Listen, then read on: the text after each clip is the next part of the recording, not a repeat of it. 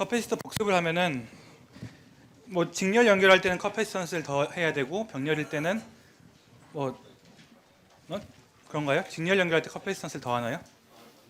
아니죠. 역수를 더하는 역수를 취하는 거고 병렬 연결 땐 커패시턴스를 더해야 돼요. 그리고 커패시터에서 커런트와 볼티지 관계는 커런트에서 볼티지를 구할 때는 어떻게 했었죠? 1/C 한 다음에 커런트를 적분했었죠. 볼티지에서 커런트를 구할 때는 어떻게 했었죠? C를 곱하고 V를 시간에 대해서 미분했었죠. 이게 다예요. 너무 사실 이것도 뭐 뻔한 얘기긴 한데, 자 인덕터를 하기 전에 한 가지 얘기를 해보죠. 제일 처음 패시브 컴포넌트 얘기할 때 패시브 컴포넌트는 리니어하다는 성질 말고 한 가지 더 있다고 했었죠. 무슨 얘기 했었죠? 에너지를 소진하거나 또는 저장한다고 했었죠. 소진하는 소자는 저항이에요. 그리고 저장하는 소자가 커패시터와 인덕터예요.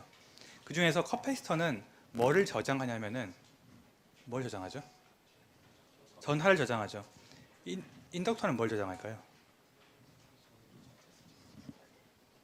인덕터는 전류를 저장해요. 약간 좀 이해가 안 되죠. 인덕터 한 다음에 다시 설명을 할게요. 일단 커패시터부터 먼저 하죠.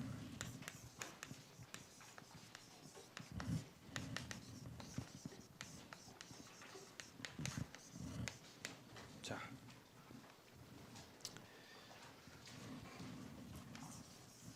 W가 이제 와트가 아니에요. W가 뭐죠? 우리가 이제 기계공학 시간에 배웠지만 W가 1이잖아요. 1, 웍 1. 1이니까 이건 결국 에너지예요. 에너지. 단위는 뭐죠? 줄이에요. 줄. 에너지는 어떻게 표현, 여러 가지가 있는데 어떻게 표현할 수 있냐면은 잘못 적었는데 대문자 P예요. 파워를 적분한 거죠.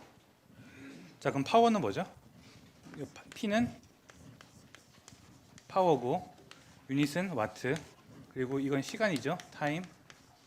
유닛은 세컨이에요. 자, P는 여러 가지가 있어요. 정하겠는데 전기공학에서 파워 중에 제일 쉬운 정의가 뭐죠? 파워. P는 VI죠. VI. 잘못 적었어요. 자, 대문자 P가 아니고 소문자 P예요. 왜 소문자 P일까요?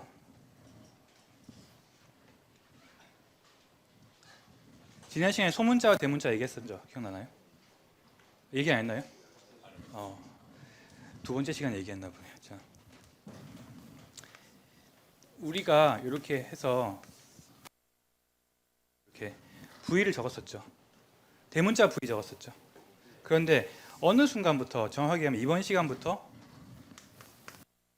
소문자 V를 적는 경우가 있을 거예요. 그 대문자, 소문자의 차이가, 대문자는 고정된 거예요. 고정. 시간에 따라 변하지 않는 거고, 소문자는 소문자를 적는 순간 이 소문자는 시간에 대한 함수예요. 그래서 지금까지는 소문자를 적을 필요가 없었어요. 왜 적을 필요가 없었냐면은 커런트 소스나 볼티 소스 전부 다 고정된 값을 내고 있죠. 그래서 대문자를 적었었고, 자, 이번 시간도 소문자를 적는데 소문자는 시간에 따라 바뀌는 거예요. 그래서 P도 마찬가지예요. P도 파워가 고정된 값이 아니에요. 만약에 P가 고정된 값이다. 그럼 어떻게 돼요? P는 그냥 대문자 P 적고 곱하기 T 적으면 돼요. T. 이렇게. 그렇죠? 바뀌지 않으니까. 바뀌니까 시간에 따라서 P 값이 바뀌니까 그걸 적분하는 거예요. 그렇죠? 자, 그러면은 P는 어떻게 표현되냐면은 VI로 곱하고 DT를 하게 되는 거예요. 자. 당연히 이제 V랑 I도 소문자겠죠. 시간에 따라 바뀌니까. 자, 그러면은 이거 일반적인 식이고, 자, 우리가 지금 커패시터 에너지에 대해서 얘기하고 있으니까 커패시터에서 V는 I를 하나로 몰 수가 있겠죠. 어떻게 몰 수 있냐면 I를 V로 바꿔보죠. 그러면은 인테그랄 V, I는 어떻게 되죠?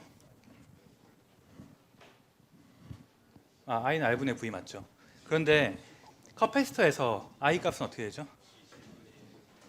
C, D, V, DT, DT가 나오죠. DT. 그럼 여기서 dt랑 dt가 이렇게 생략이 돼요. 그렇게 하면 어떻게 되냐면 인테그랄 v dv가 돼요. c는 밖으로 나오고 커패시턴스는 값이 변하지 않으니까. v를 dv에 대해 적분하면 어떻게 되죠? 2분의 1 c v 제곱이 돼요.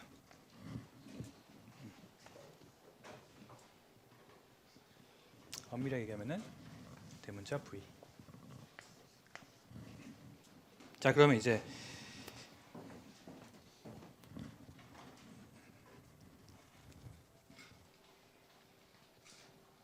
예를 보죠.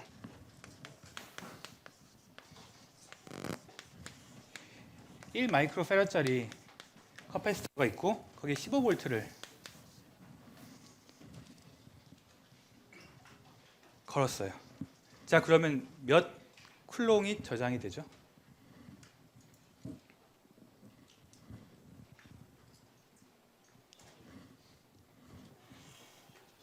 15. Q는 15.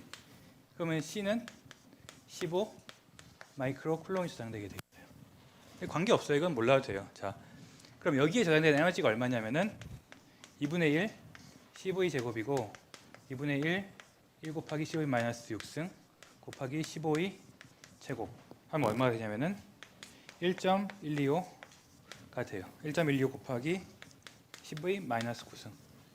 따라서 얼마가 저장되냐면은 에너지는 1.125 10의 마이너스 9승이면은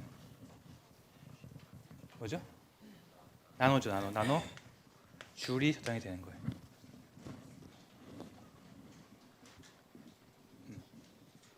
그래서 실제로 커패시터에 저장할 수 있는 에너지는 굉장히 적어요. 나노줄이에요. 나노줄. 1줄도 아니에요. 나노줄이 얼마나 작냐면은 여러분들이 여기 1줄의 에너지를 저장했다고 쳐요. 커패시터에. 그럼 거기서 1와트로 1와트로 전기를 썼어요. 1와트로. 그러면 몇 초 쓸 수 있죠? 1초 쓸 수 있는 1초.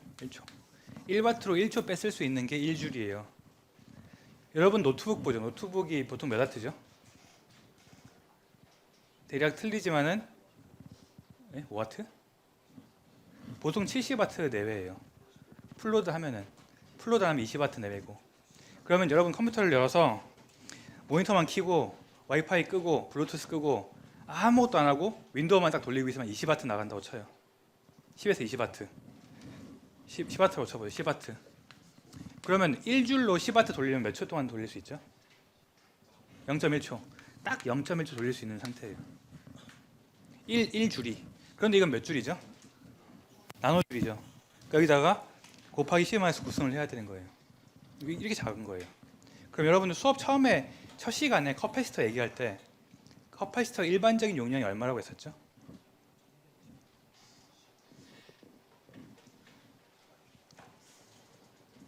커패시터의 일반적인 용량, 우리가 시중에서 살 수 있는 커패시터 일반적인 용량은 1 피코페럿에서 1 피코페럿은 10의 마이너스 12승이에요.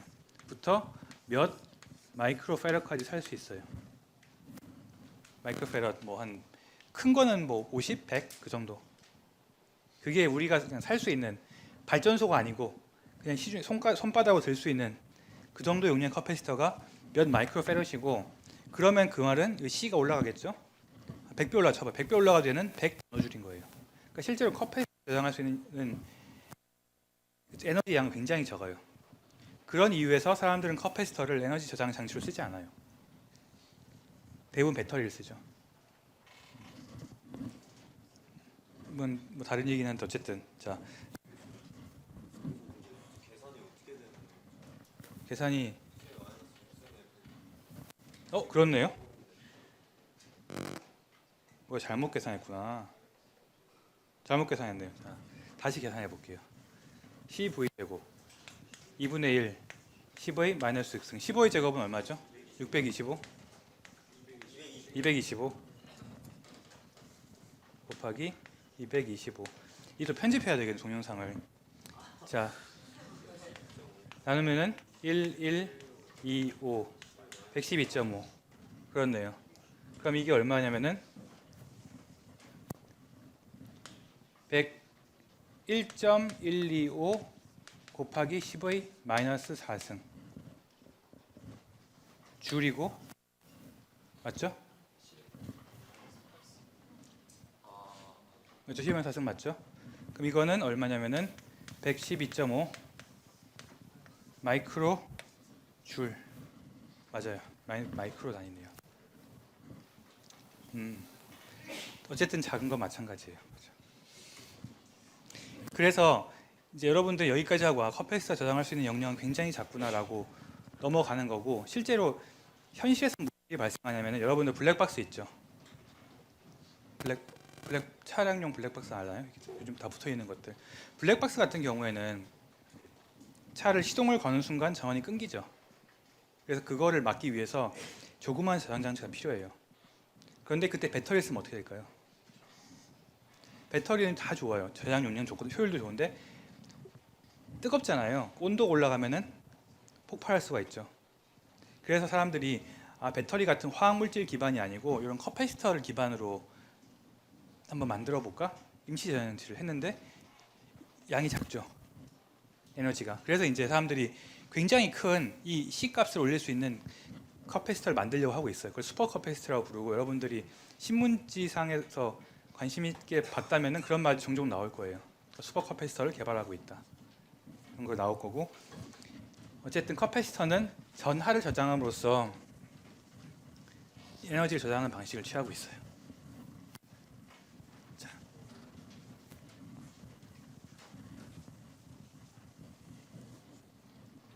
다음은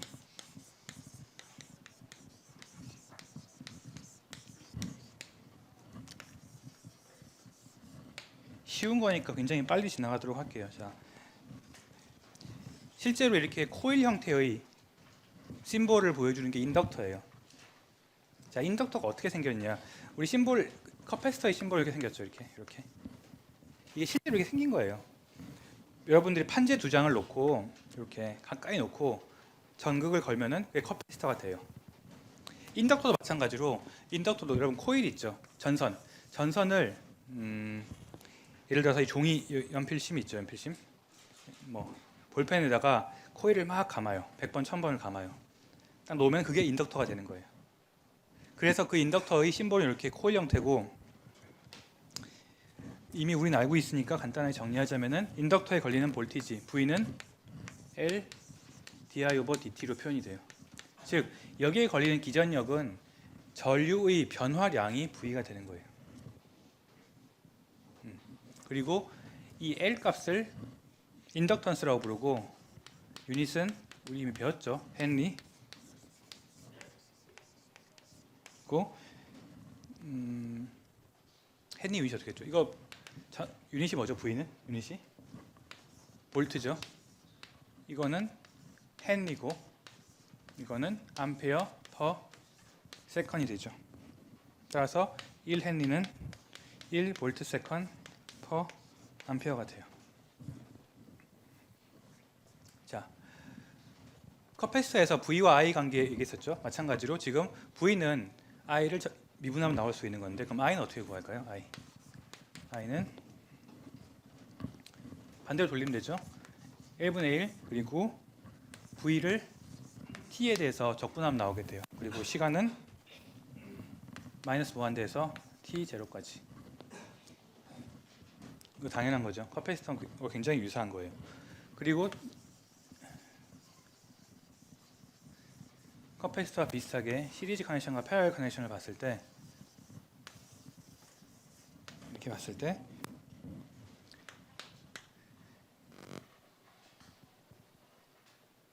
유도를 해볼게요. 자, 이 값이 L1, L2, L3라고 했을 때 이 전체에 걸리는 전압을 V라고 부르죠. 그럼 V는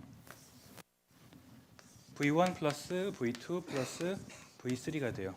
여기서 V1, V2, V3는 각각 L1과 L2와 L3에 걸리는 전압을 얘기하는 거예요. 그렇죠? 맞죠? 이거 직렬 연결이니까. 그럼 V1은 어떻게 되냐면은 L1 dt di L2 di over dt 플러스 L3 di over dt 이렇게 돼요.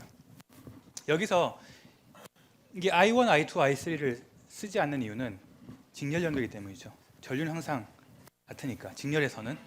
그럼 이거를 마찬가지로 L1 플러스 L2 플러스 L3 di 오버 dt가 되고, 그럼 어떻게 돼요? V는 이렇게 된 거죠. 따라서 V는 큰 이거 전체의 이퀴블런 인덕턴스를 L로 놨을 때 L di 오버 dt가 되고, 직렬 연결일 경우 이 전체에 대한 인덕턴스는 각각의 인덕턴스의 합으로 표현할 수가 있어요. 이렇게.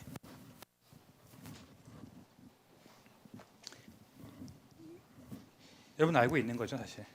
자, 마찬가지로 병렬 연결에서는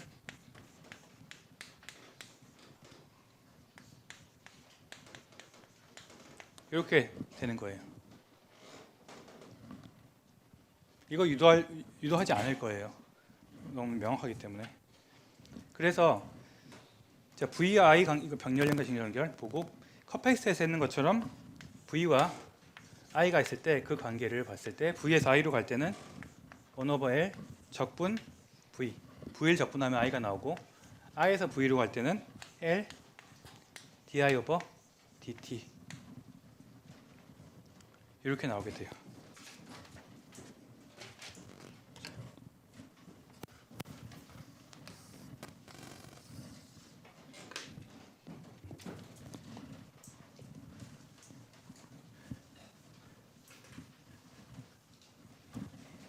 자, 그러면 예제를 보죠. 4.5 인덕턴스가 10헨리가 있을 때 시간에 따라서 전류가 이렇게 흐르게 돼요.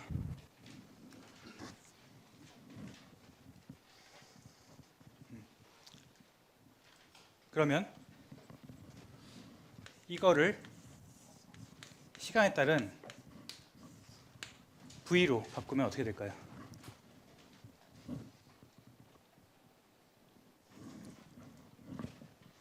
구간이 여러 개가 있는데 1번 구간, 2번 구간, 3번 구간이 있어요. 자, 1번 구간에서 V는 어떻게 될까요? I에서 V 구할 때 어떻게 한다고 했죠? I에서 V 미분한다고 했죠? 미분. 그럼 이걸 미분하면 어떻게 되죠? 일정한 상수가 되고, 그 상수값은 양수일까요, 음수일까요? 양수죠. 그래서 따라서 1번 구간은 양수를 가지게 되고, 2번 구간은 어떻죠? 2번 구간은 0이 되고, 2번, 3번 구간은 음수로 이렇게 되게 돼요. 3번. 여러분들 예제 4.5 같은 경우에는 이 값들이 다 나와 있을 거예요. 이게 몇 초고 이게 값이 얼마나 나와 있는데, 사실 그거는 그냥 계산하면 나오는 거죠. 그럼 복습을 한번 해볼까요? 자,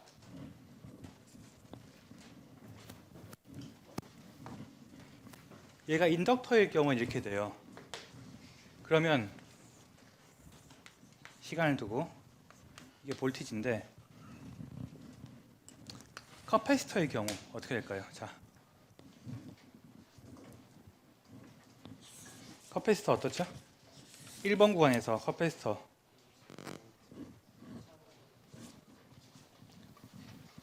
우리 뭔가 이제 생각이 되는 거죠. 커패시터는 커런트에서 볼티지로 갈 때 적분하나요, 미분하나요? 적분하죠. 적분하니까 얘가 올라갈 건데, 이거의 적분하면 어떻게 될까요? 2차형으로 올라가겠어요. 이렇게 파라볼릭하게 이렇게 올라가겠죠. 그 다음 2번이 됐어요. 2번 구간이 됐어요. 그럼 어떻게 되죠? 선형으로 가겠죠. 자, 이렇게 간 다음에 선형으로 가겠죠. 선형으로 예를 들어 이렇게 간다고 쳐봐요. 자, 그 다음 3번 구간은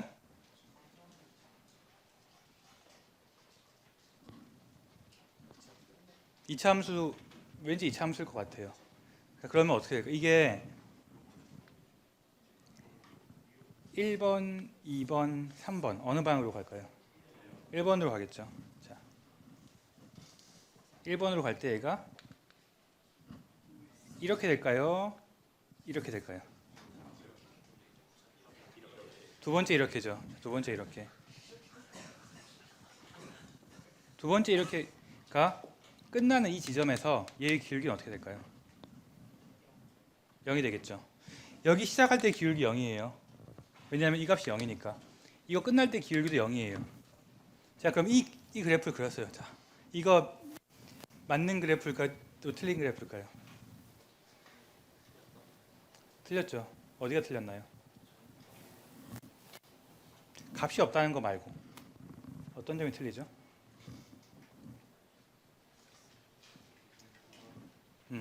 자, 1번 구간과 2번 구간과 3번 구간이 있어요. 그런데 1번 구간과 2번 구간이 만난 이 지점이 있죠. 이 지점에서 i 값은 연속적이죠. 그 말인즉슨 기울기 값이 연속적이어야 돼요. 이거의 기울기가. 근데 이거의 기울기 여기서는 크고 여기서는 작죠. 그러니까 기울기가 연속해야 되기 때문에 사실 이 모양 어떻게 돼야 되냐면 이렇게 2차형을 가다가 이 1번 구간이 끝났어요. 여기서 이 기울기, 이 순간 이 기울기 그대로 쭉 가야 되는 거예요. 기울기가 꺾이는 거 없이. 그런 다음에 2번 구간에서 끝날 때는 이 기울기에서 시작해서 이렇게 연속이 돼야 돼요. 스무스하게 이렇게. 이렇게.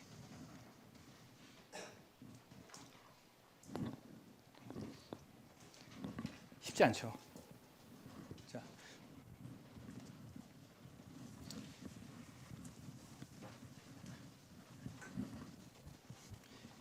커패시터에서 마지막으로 제일 마지막에 했던 게 에너지였었죠. 그래서 마찬가지로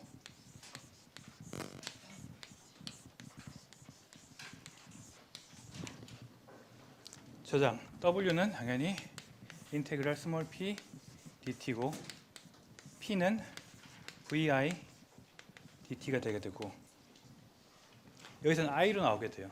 i로 나오게 돼서 v 값을 어떻게 바꾸냐면은 v를 i로 바꾸면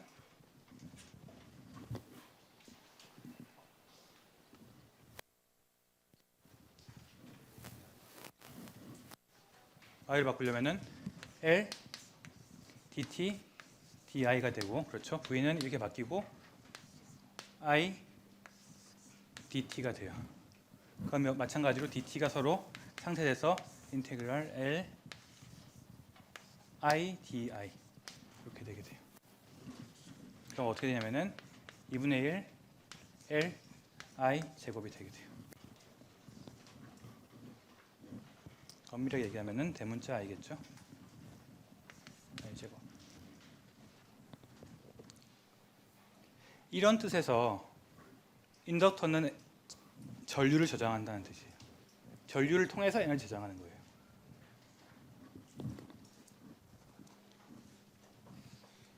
이게 뭘 의미하죠?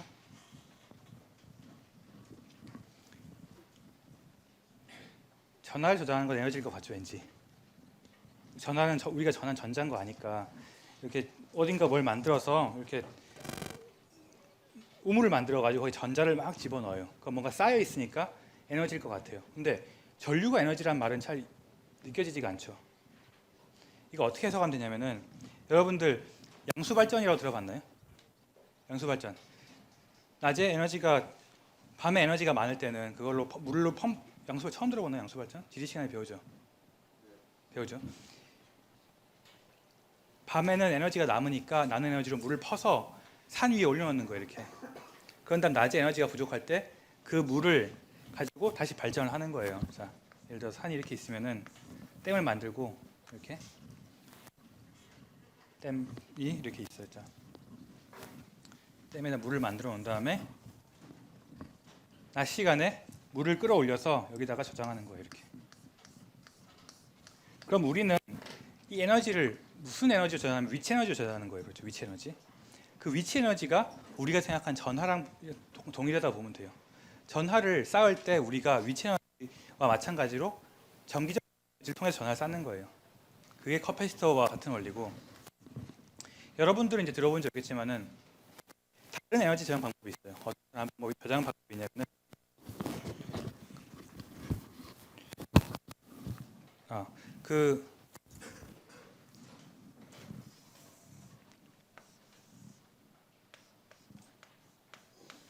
이렇게 굉장히 거대한 원반을 만드는 거예요. 원반. 여러분 뭐 이렇게 바퀴인데 속이 꽉 차 있는 철이에요. 그래서 속이 꽉 찬 철을 에너지가 남을 때 저장할 때 돌리는 거예요. 원반 힘이 빨라지겠죠. 그럼 이 원반은 에너지를 가지겠죠. 뭐죠? 원반이 가지고 있는 회전 에너지가 뭐죠? 기계관이 안 배웠나요? 아직? 2분의 1 I 오메가 제곱? 배웠나요? 배웠죠? I는 뭐죠? 관성 모멘텀이잖아요. 그렇죠? 이 운동 에너지를 저장하는 거예요. 그럼 얘를 에너지가 필요할 때 에너지를 저장할 때 이걸 계속 에너지를 줘가지고 오메가를 높이는 거예요. 오메가를 높이고 저장할 때는 놔두는 거예요. 놔두면 어떻게 되죠? 관성에 의해서 혼자서 계속 돌아가는 거예요. 그러다가 에너지가 필요할 때는 걔를 뺏쓰는 거예요. 어떻게 뺏쓰냐면 속도를 떨어뜨려 가면서 에너지를 뺏쓰는 거예요. 마찬가지로 전류도 운동 에너지랑 비슷하다고 생각하면 돼요. 전류는 계속 흐르는 거죠. 그 운동 에너지, 물론 전류 운동 에너지 없지만은 이거와 비슷한 방식으로 생각하면 돼요.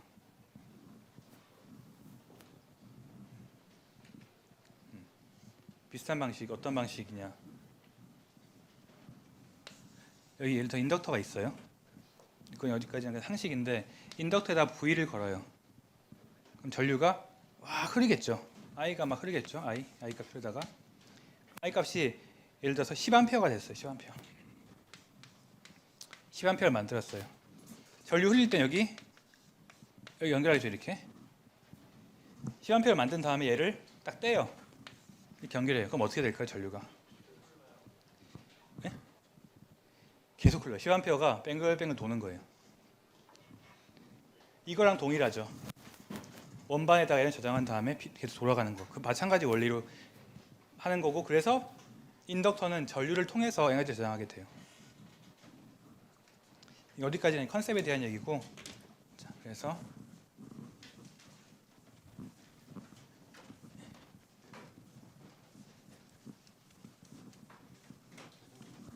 예? 인덕터나 커패시터 에너지 저장 용도로 쓰일 수도 있지만은 쓰일 수도 있다는 걸 잘 안 써요. 첫 번째 이유는 커패시터는 아까 얘기한 것처럼 에너지를 저장을 많이 할 수가 없죠. 많이 할 수 없고, 인덕터 같은 경우에는 인덕터는 볼륨이 커요. 커패시터는 작게 만들 수 있어요. 커패시터 어떻게 계산하는지 혹시 아나요? 두 개의 원판이 있을 때 커패시턴스 계산하는 거 배웠었죠, 고등학교 때. 입실론 제로 A 나누기 D 기억나죠? 그래서 예를 들어 D값이 뭐냐면 두 개의 평판 사이 거리고, 이 평판의 면적을 A라고 하고, 입실론과 입실론 제로는 여기 있는 물질의 유전율이에요. 절대 유전율과 상대 유전율인데, A 값을 넓게 하고 D 값을 작게 하면 커패시턴스를 늘릴 수가 있어요. 예를 들어서 커패시턴 D가 1마이크로미터다. 근데 얘를 1나노미터로 줄였어요. 그 앱을. 그럼 걔는 커패시턴스가 1000배 증가하죠. 커패시턴스를 만들기가 쉬운데, 인덕터는 얘기한 것처럼 이렇게 와이어를 이렇게 감는다고 했었죠. 이거는 주기가 쉽지가 않아요. 전기 회로에서 실제로 와이어를 감는 수밖에 없어요. 여러분들 쓰는 핸드폰에 들은 반도체 있죠. 반도체 스케일링, 그러니까 막 몇 나노 공정, 나노미터 사이즈, 마이크론 사이즈 줄이잖아요. IC도 줄일 수 있어요. 레지스터 줄일 수 있어요. 커패시터도 반도체로 만들 수 있는데 인덕터는 안 돼요. 인덕터 여전히 사고 뜯어보면 코일들이 감겨 있어요. 이렇게. 그래서 인덕터는 작게 만들 수가 없어서 에너지 장치를 잘 안 쓰게 돼요. 하지만 그런 성질을 가지고 있고, 그 성질을 이용해서 이후에 여러분들이 재밌는 걸 보게 될 거예요. 예를 들어 이런 게 있어요. 나중에 배우겠지만, 자, 인덕터 커패시터가 있어요. 얘를 딱 에너지를 주면 어떻게 되냐면은, 에너지가 커패시터로 갔다가 인덕터로 갔다가 커패시터로 갔다가 인덕터로 갔다가, 커패시터로 갔을 때는 전화로 저장되다가 전화가 풀리면 에너지가 제로가 되고, 그 에너지는 전류로 변환돼요. 그래서 왔다 갔다. 이런 회로의 커런트를 그리면은 어떻게 되냐면은 이렇게 사인 회로 이렇게 돼요. 그래서 물론 100% 정확한 표현은 아니지만 여러분들이 쓰는 뭐 핸드폰에 쓰는 CPU들 있죠. AP라고 컴퓨터에 쓰는 CPU 있죠. 그런 CPU가 뭐 3GHz 듀얼 코어 뭐 그런 얘기 하잖아요. 그 3GHz가 이런 사인 웨이브의 주파수예요. 그리고 회로 어딘가에 이 3GHz를 만들어내는 회로가 있고 그런 게 이런 것과 굉장히 유사해요. 그래서 이 얘기는 이제 여러분들이 이번 시간에 AC 회로를 배우잖아요. 지금 AC 네트워크를 배울 거고 이 다음 챕터가 트랜지언트 어널리시스예요. 과도응답 상태를 보는 거예요. 그때 이거에 대해서 배우게 될 거예요. 인덕터와 커패시턴스가 있을 때 과도응답이 어떨지. 자, 그래서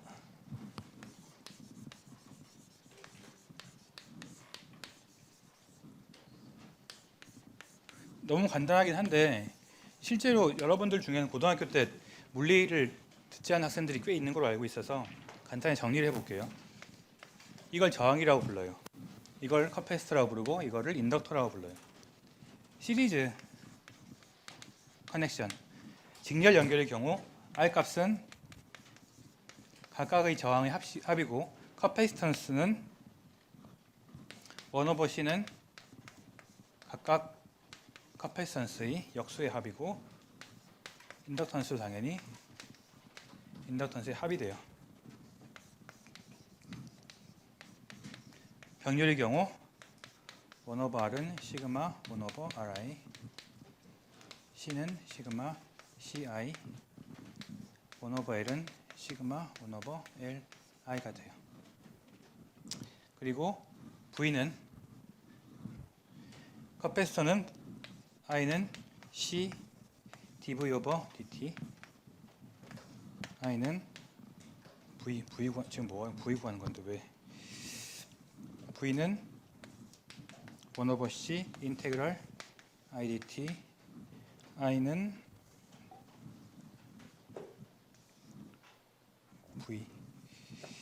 V는 L di/dt.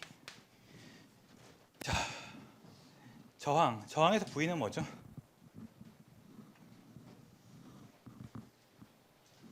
지금 I와 V 관계 보는 거죠. 저항에서 V는 네? V는 IR이죠, IR. 이 재밌는 거가 있어요. 자, 이거는 그냥 가는 거고 얘는 적분한 거고 얘는 미분한 거예요. 그럼 I는 뭐냐? I는 R분의 V, I는 C dV/dt, I는 1/L 인테그랄 VDT 이렇게 되게 돼요. 이거 하단에 적어야 되는데 공간이 없으니까 상단에 적을게요.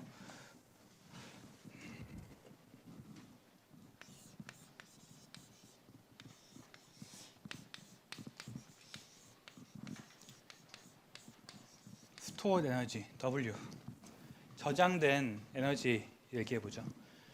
커패시턴스는 저장 에너지가 뭐죠? 2분의 1 CV 제곱이 되고 인덕터는 2분의 1 Li 제곱이 돼요. 레지스터는 어떠죠? 네? R분의 V 제곱 또는 I 제곱 R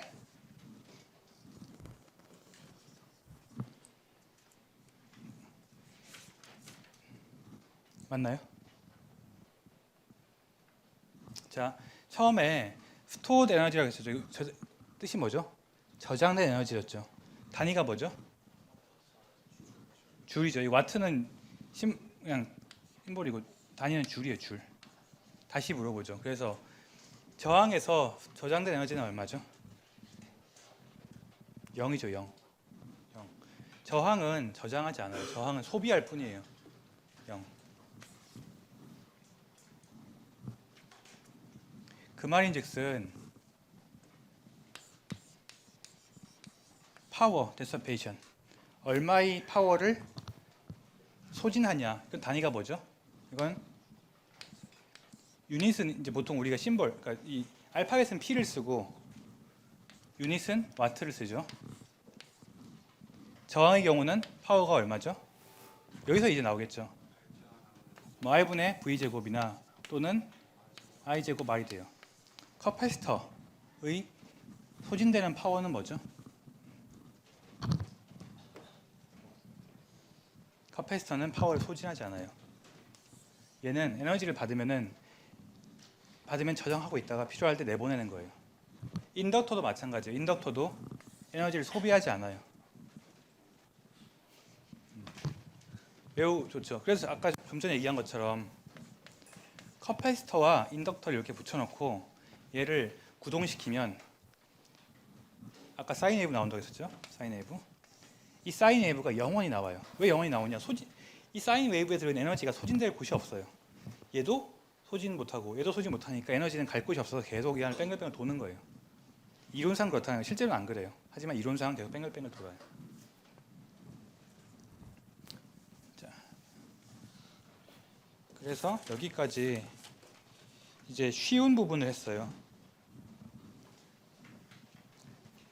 질문 있나요? 이상적인 경우면 저항도 저항 외부 에너지로 저장한다고 볼 그 질문이 이상적인 경우에 저항도 내부 에너지로 에너지를 저장할 수 있지 않느냐? 어떻게 저장을 하죠? 그 이상적인 경우라고 따지면 저항 외부로 열반이 열 에너지의 출입이 없다고 했을 때 그러면 내부 에너지가 그렇죠. 뭐 질문이 이거예요. 이상적인 경우라면은 저항도 에너지를 저장할 수 있지 않냐고. 이유가 뭐냐? 이유도 약간 설득력이 있어요. 자, 좀 더 설득력 있게 얘기해 볼게요. 저항이 있어요 여기. 이상적이에요. 여기다 전류를 흘려요. 그럼 에너지가 소진되겠죠. 그 소진 에너지는 어디로 가죠? 열로 가죠. 이상적이면 얘가 열 에너지로 온도가 올라갈 거 아니에요. 얘가 처음에 켈빈 300켈빈이었다가 400켈빈으로 올라갔어요. 그럼 이 열 에너지만큼 저항이 저장하고 있지 않느냐? 이상적인 경우에. 그렇죠. 그게 질문이에요. 맞아요. 맞는데 그 맞는 이유는 에너지 보존법 때문에 그런 거죠. 에너지는 어디로 갈 수 없어요. 전기 에너지가 열 에너지로 변환된 거죠. 그러니까 그 계에서는 에너지는 보존된 거예요. 하지만은 전기 회로 내에서 전기 에너지는 어떻게 되죠? 소진되죠. 그래서 그런 거예요. 이 지금 우리가 얘기하고 있는 거는 이 과목 이름이 전기공학이잖아요. 전기 회로 내에서 에너지는 소진돼 버린 거예요. 걔는 열 에너지로 생긴 거죠. 그런 이유에서 저항은 에너지를 저장하지 않는다고 얘기를 하는 거예요. 저장하지 않는데 무슨 에너지? 전기 에너지 저장하지 않는 거예요. 에너지 저장할 수 있죠. 얘가 뭐 저장할 수 있죠. 예를 들어서 뭐 요즘에도 그런 게 있는지 모르겠는데 큰 빌딩 같은 경우에 전기료가 쌀 때 아까 얘기한 그 수력 발전처럼 얼음을 엄청 얼려요. 얼음을 밤에 엄청나게 얼려요. 낮에 그리고 그걸 가지고 냉방을 해요. 근데 그건 어떻게 보면은 전기 에너지를 보관하는 거죠. 열 에너지로. 그런 방식으로 하는 것도 있지만 정기적인 관점에서 봤을 때는 저항은 전기 에너지 자체는 보장 못하죠. 자, 어쨌든 지금까지는 쉬운 내용이었어요.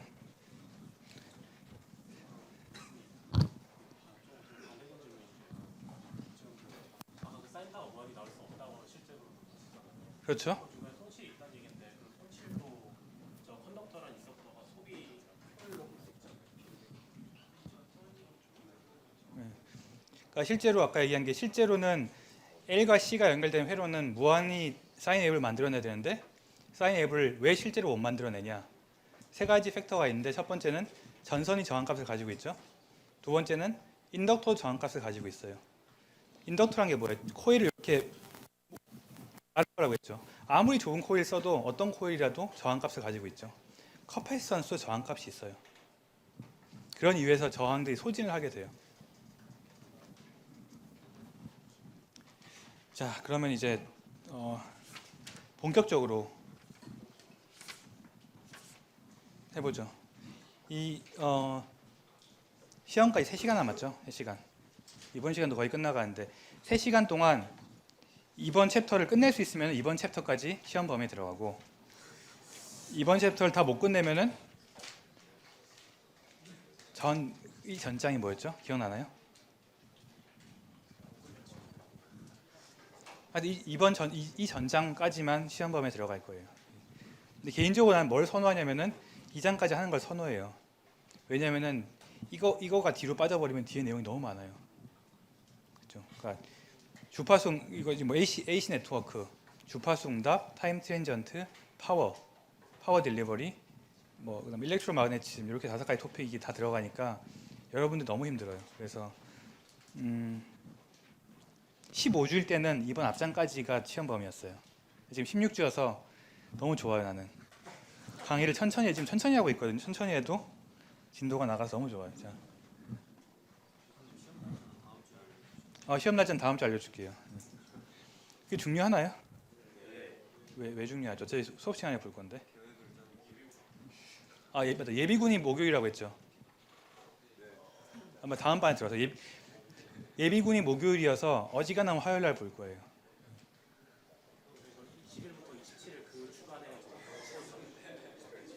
그 주간에 봐야죠. 안 그러면은 그 다음 주에 보면은 그 중간고사 이거 너무 힘들어요. 그래서 목요일, 화요일 날 보던가 아니면은 밤에 보던가 되겠죠. 자.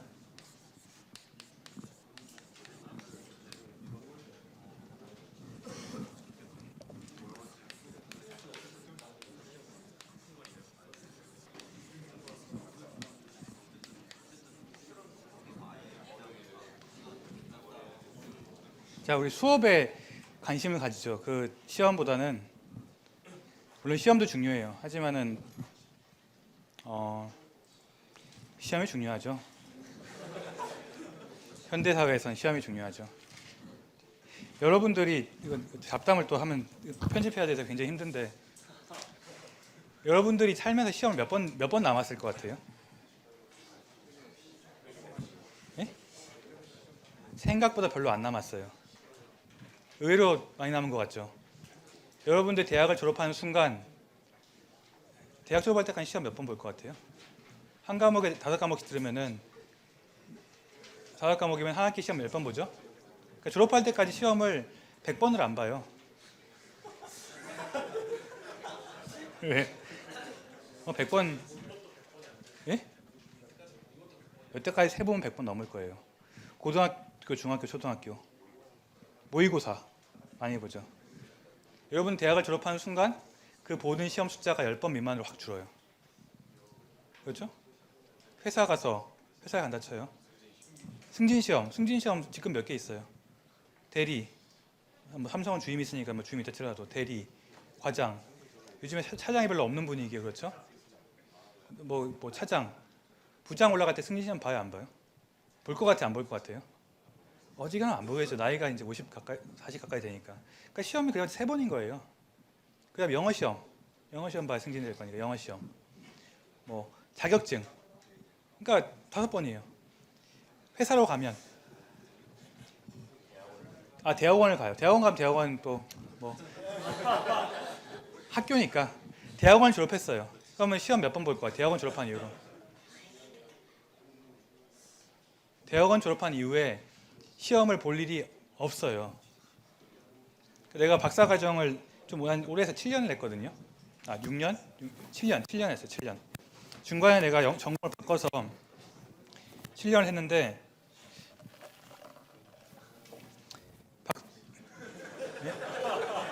목이 말라요. 자, 그래서 7년을 했는데 의외로 놀랍게 전 세계에서 박사 시스템 비슷해요. 일본을 제외하고.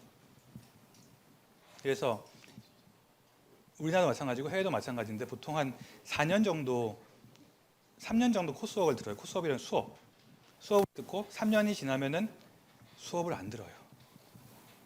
그러고 나머지 2년 정도, 길게 3년 정도는 수업 안 듣고 그냥 연구실에 박혀가 연구만 하는 거예요.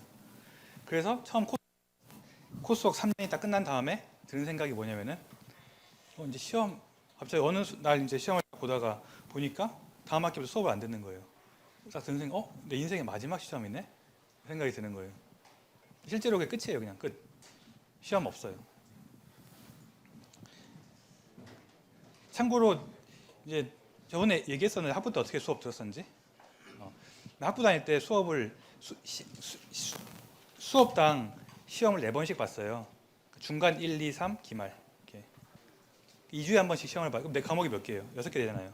그러니까 처음 2주일 동안 딱 지내고 그 다음 2주 간격으로 시험을 보니까 모든 과목이.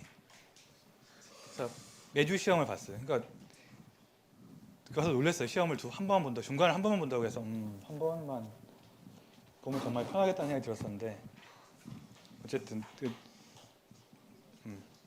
왜 그 얘기 했는지 모르겠지만 의외로 여러분들 살면서 시험 별로 안 남았어요. 그러니까 그게 포인트예요. 그러니까 그냥 조금만 자신을 객관적으로 이렇게 멀리서 보면은 봄날이니까 좋게 생각하죠. 시험 100번 남았. 100번이지만 사실 여러분 이번 학기 끝나면은 그중 10개가 빠지는 거예요. 그렇죠? 어쨌든 너무 막 얘기했나요?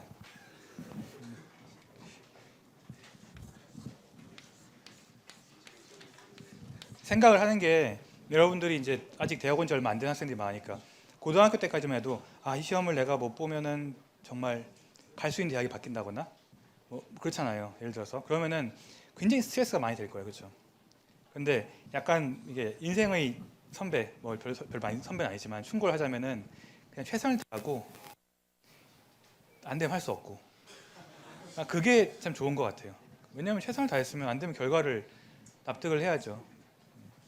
그리고 내가 졸업할 때 졸업이랑 박사 졸업할 때 내 지도 교수가 얘기를 했었는데 고민을 많이 했어요. 한국에 들어올지 외국에 살지. 왜냐면 내가 9년 11개월 동안 있었거든요, 해외에서. 그래서 이제 너무 편한 거예요.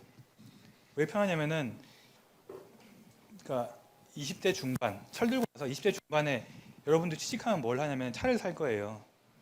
그리고 보험을 들 거예요. 적금을 부을 거예요. 그리고 여자친구가 생기고 남자친구가 생기거나 아니면 남자친구가 생기거나. 자,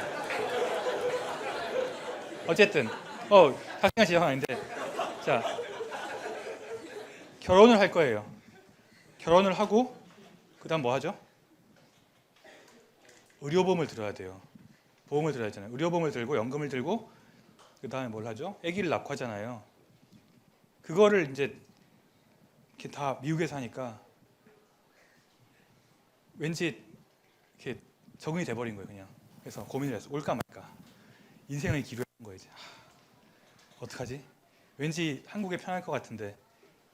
근데 오면은 지옥이라던데. 방송 이거 정말 놓고 해야 되겠다. 편집해야 되겠는데 정말 헬이라던데. 올까 말까 고민을 많이 했어요.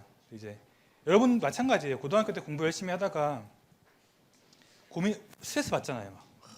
나 어떻게 해야지? 나 이번 모의고사를 여기에 넣는데 떨어지면 어떡하지? 생각이 들잖아요. 근데 고민을 막 하다가 올까 말까 고민하다가 지도 교수님이 나이가 지금 거의 70 가까이 됐는데 딱 한 얘기가 그냥 최선을 다하고 안 되면은 턴어라운드, 그러니까 그냥 바꾸라고. 뭘 그렇게 고민하냐고. 그러니까 길을 하나 선택했다고 해가지고 그게 인생을 완전히 결정하는 게 아니니까. 그러니까 뭐 이렇게 고속도로 가다가도 이게 아닌 것 같다 싶으면은 빠져가지고 돈 내고 다시 들어오면 되잖아요. 그러니까 좀 불편하지만은 할 수 있으니까 하라고. 그러니까 여러분도 이제 좀 약간 쿨하게 생각해가지고 그냥 일하다가 아닌 것 같으면 바꾸면 돼요. 그러니까 시험도 열심히 그냥 하다가 점수 뭐 안 좋을 수 있어요. 뭐 B, C 나올 수 있어요. 그러면 재수강하면 되죠. 그러니까 너무 스트레스 받을 필요 없이 최선만 다하면 될 것 같아요. 회사도 들어갔어요. 아닌 것 같아요. 그럼 어떻게 하면 돼요? 나오면 되죠. 근데 여기서 이제 포인트를 잘 잡아야 돼요. 그냥 나오면 안 되고 갈 때 알아놓고 나와야 되죠. 여기서 중요한 포인트란 건 그냥 나오라는 얘기가 아니에요.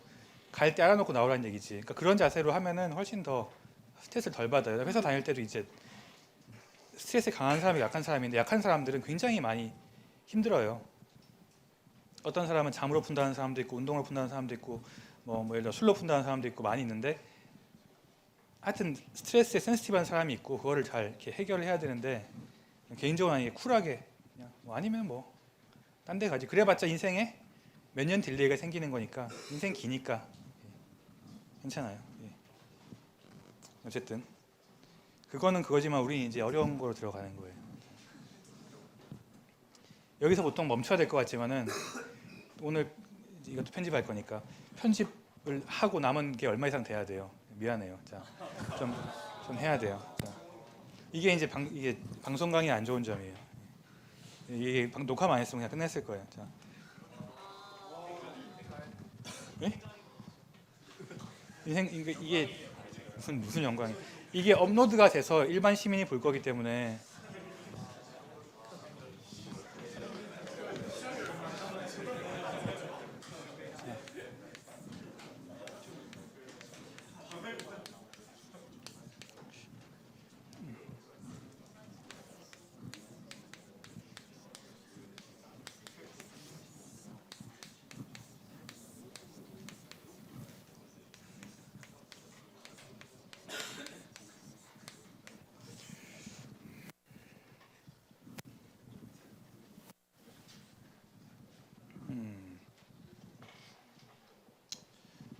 그렇죠. 오케이.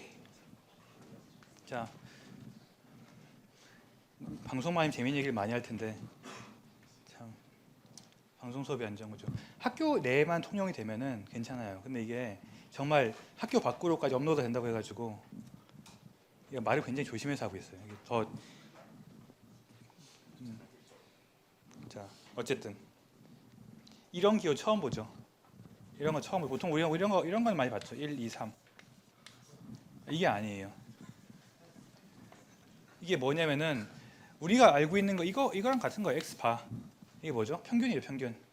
x의 평균이 마찬가지로 이런 표현을 써요. 사실 많이 안 쓰는데 쓰는 곳이 있고 이 책은 이 표현을 쓰는 걸 권장해서 자 예를 들어서 이런 시스템이 또 쳐보죠. x는 이게 x가 시간에 따라 변동하는 어떤 값이에요.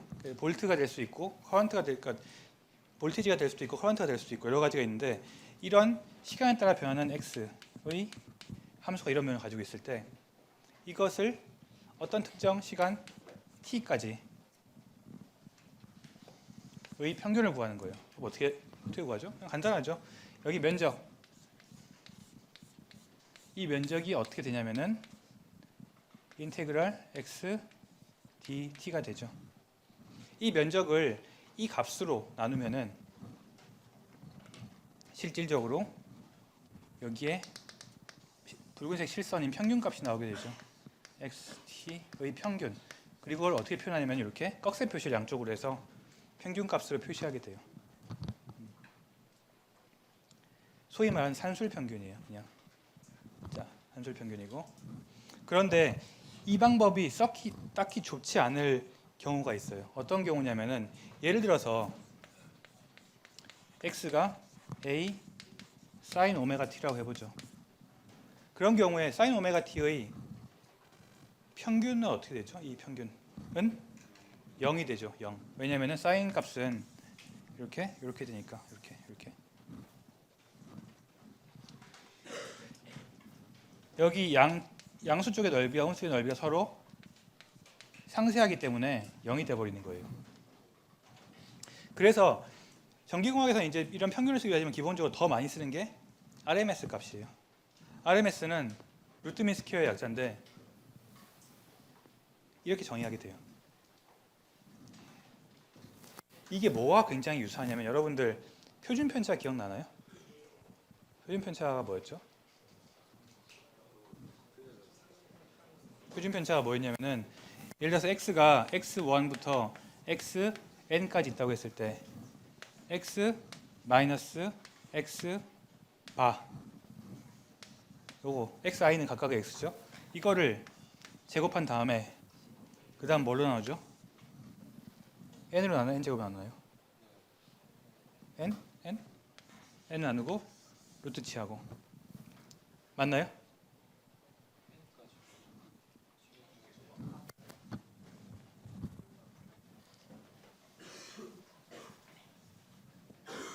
시그마 한 다음에 루트 치하고 n으로 나눠요. n 나누기 분모자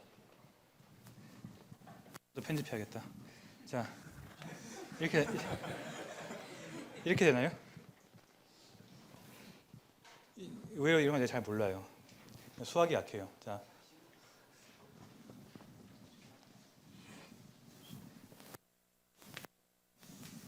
요건가요? 어쨌든 여기서 n을 제외하고 그리고 x 바가 평균이 0이라고 쳐보죠. 사인 웨이브는 평균이 0이니까. 그러면 이거와 비슷한 거예요. 각각의 샘플을 제곱한 다음에 그걸 더해서 루트를 취한 거예요. 이게 무슨 의미가 있냐? 왜 이런 식으로 하냐면은 사인 웨이브가 또 쳐보죠. 여기 사인 웨이브가 있어요. 그럼 사인 웨이브가 얘는 x예요. 얘를 제곱하면 어떻게 되죠? 제곱하면은 이렇게 나오게 돼요. 이 제곱한 총 면적을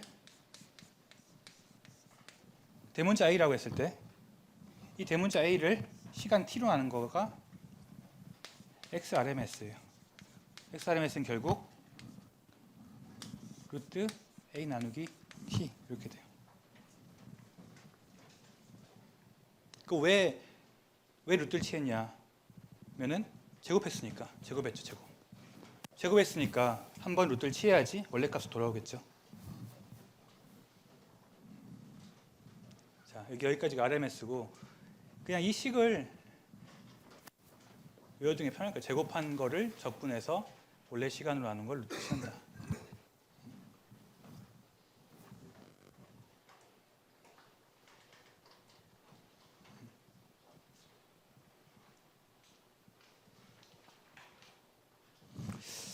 시간이 애매해졌는데 어쨌든 자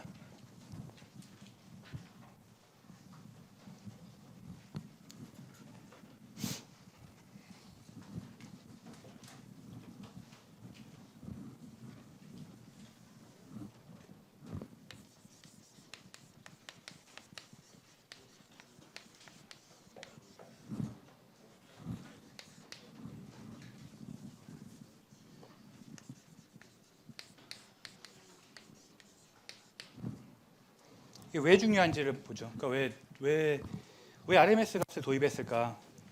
사실은 생각했을 때 제곱한 거를 루트 취할 수도 있고 제곱한 거를 뭐 4승한 다음에 매번 2번 루트 취할 수도 있고 방법은 많은데 왜 굳이 제곱한 걸 루트를 취하느냐면은 그 이유가 있어요. 사실은 AC 회로 때문에 그런 거예요. 자, 이게 원래 볼티지 소스였는데 지금은 AC 볼티지 소스로 바뀌었어요. 그리고 이 V를 어떻게 정의하냐면 V를 A 코사인 오메가 T라고 해보죠. 자, 그러면은 이게 I라고 했을 때 I는 어떻게 되죠? I는 R분의 V가 되고 이제 I는 소문자 I겠죠. V가 이거니까 R분의 A 코사인 오메가 T가 돼요. 그러면은 P는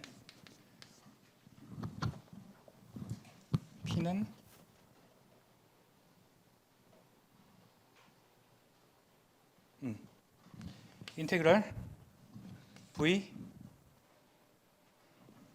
I dt가 되고 이거는 V를 다시 I로 바꾸면은 R분의 A 제곱 코사인 제곱 오메가 T 바뀌게 돼요.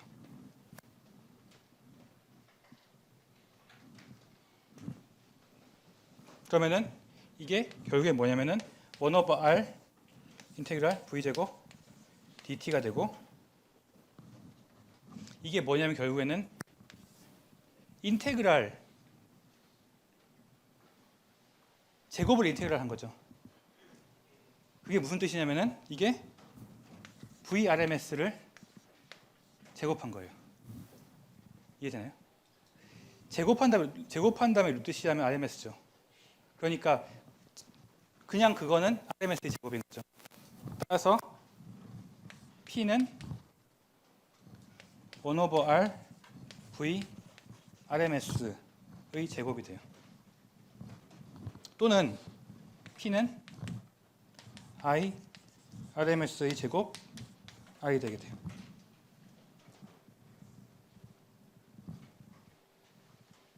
이게 뭐냐라고 얘기를 하겠죠. 이게 뭐지? 갑자기 왜 나왔냐라고 생각하겠죠. 이 왜 나왔냐면은 자, 지금 얘가 사인 웨이브잖아요. 이 사인 웨이브가 여기서 얼마만큼의 파워를 방출하냐의 문제예요.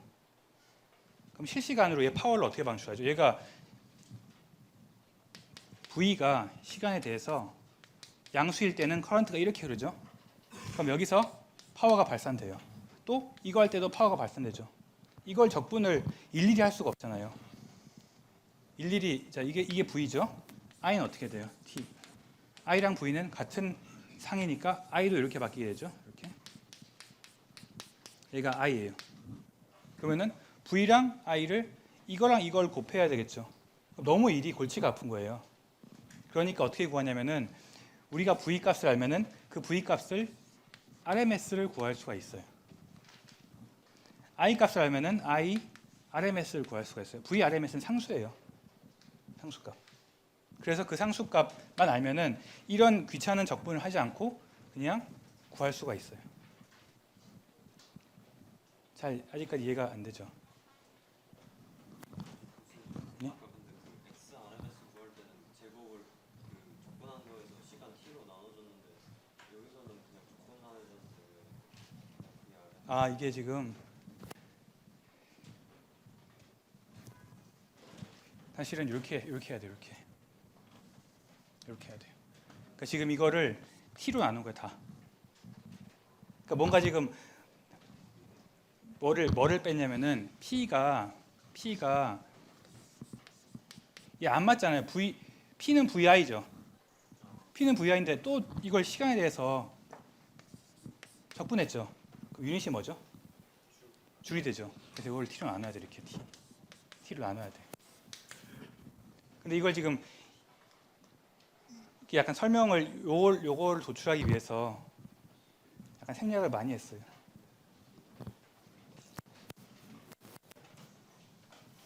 이 얼마나 편한지를 얘기를 들어보면은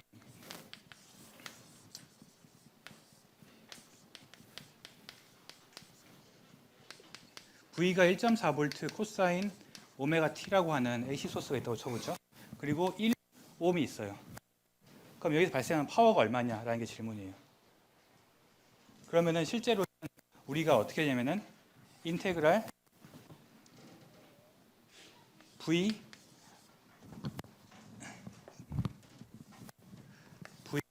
I dt 오버 t 0에서 t까지 이게 파워가 되겠죠. 여기까지 이해가 되나요? 예. 근데 V가 뭐예요? 1.4 코사인 오메가 t 뭐죠? 1.4 코사인 오메가 t 나누기 1옴이 되는 거예요. 그러면 코사인 곱하기 코사인 적분을 해야 되는 거예요. 일이 복잡하죠. 그래서 어떻게 구하냐? P는 그냥 이렇게 안 하고 1 오버 R V RMS의 제곱이라고 하고 V RMS가 얼마냐면은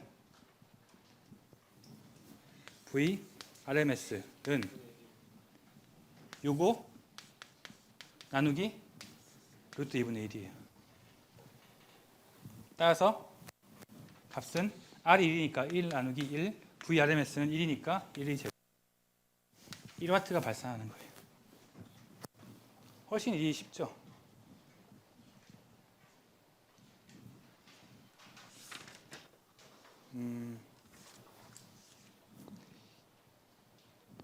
잘 이해가 안 되나요? 질문 있나요?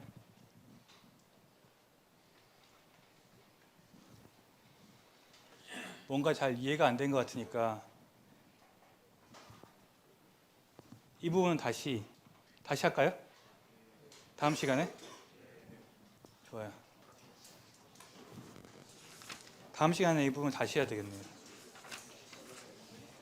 이 부분은 다음 시간에 다시 하고 다음 시간 다음 주인가요? 이걸 빨리 끝내야 되는데 어쨌든 다음 시간에 보도록 하죠. 네, 고맙습니다.